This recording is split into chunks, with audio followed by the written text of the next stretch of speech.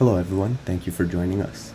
Oftentimes people may hear that a condition is passed down within the family, or a certain condition runs in the family. But what does this truly mean though? Is there a genetic basis behind heart failure? And if multiple blood-related family members are affected by the condition, does that necessarily mean you will be affected as well? Just because there is a genetic link, does that mean that no steps can be taken to reduce this risk? Is this genetic link something that can be tested for even? Within this video, we will be exploring how family history and genetics may relate to heart failure, and we aim to answer some of these questions. An area of exploration deemed to be of utmost importance is the role of genetics in the progression of congestive heart failure. To this day, the exact mechanisms of certain genes in conjunction with various environmental stressors still requires much more research. However, significant advances have been made.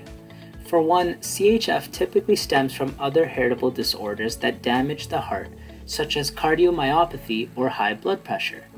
This results in a complex genetic architecture in which there is an overlap in the physical manifestation of the gene, known as the phenotype.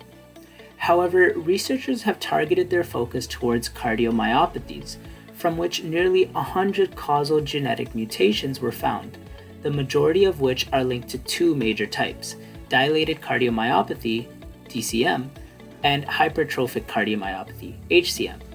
The former affects the natural pumps of the heart, the ventricles, whereas the latter entails the thickening of heart muscles. These syndromes are typically caused by mutations in single blocks of DNA, known as single nucleotide polymorphisms. A study conducted in 2018 at the University Medical Center of Göttingen in Germany found that in the case of DCM, mutations in the genes TNNT2, TTN, and LMNA are the most common, with the study indicating that TTN may host the most, with up to 25%. The proteins encoded by all of these genes are vital for the production of structural proteins in cardiac muscle, essential for the various executive functions that are carried out. On the other hand, up to 70% of mutations causing HCM can be found in the MYH7 and MYBPC3 proteins, which are also responsible for maintaining the structural integrity of cardiac tissue.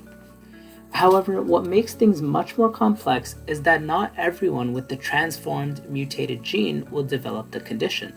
The concept of penetrance, the proportion of individuals with the mutated gene that actually express it, varies with changing environmental factors. The aforementioned study also showed that at one end there are certain heart failure syndromes with causative gene mutations, though rare, that have a high level of penetrance.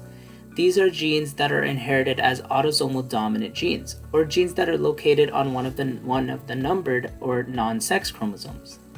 At the other end, heart failure may be impacted by more common genetic mutations that have a lower level of penetrance. Such varying structures explain why heart failure is considered a heterogeneous, complex disease. Nevertheless, prevention and treatment of heart failure will only be made possible through researching its genetic determinants, allowing individuals and patients to identify key risks alongside those that are non-hereditary.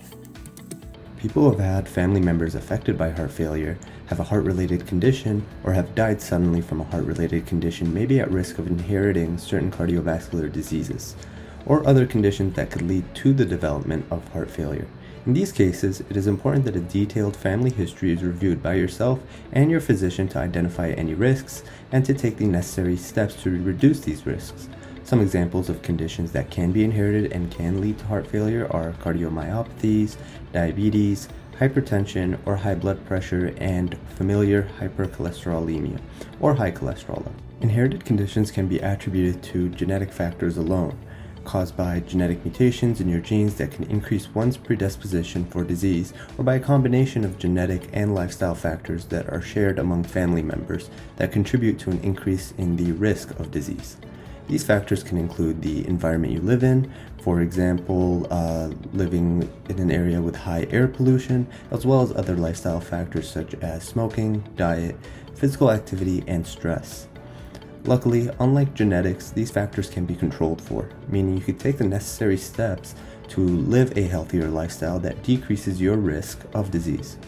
Some key steps to avoid are to avoid or quit smoking, manage high blood pressure, as well as cholesterol and diabetes if you are affected by these, and by being physically active and having a heart-healthy diet while maintaining a healthy weight.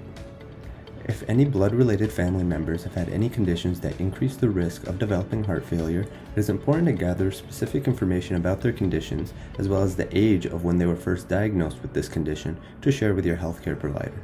Additionally, take the necessary steps to implement lifestyle changes like those we discussed previously to decrease your risk of developing disease.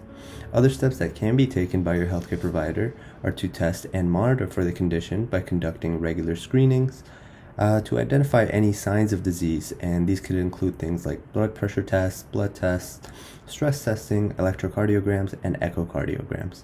These serve to potentially identify the condition in the earliest stage so that steps can be taken to prevent further progression of disease.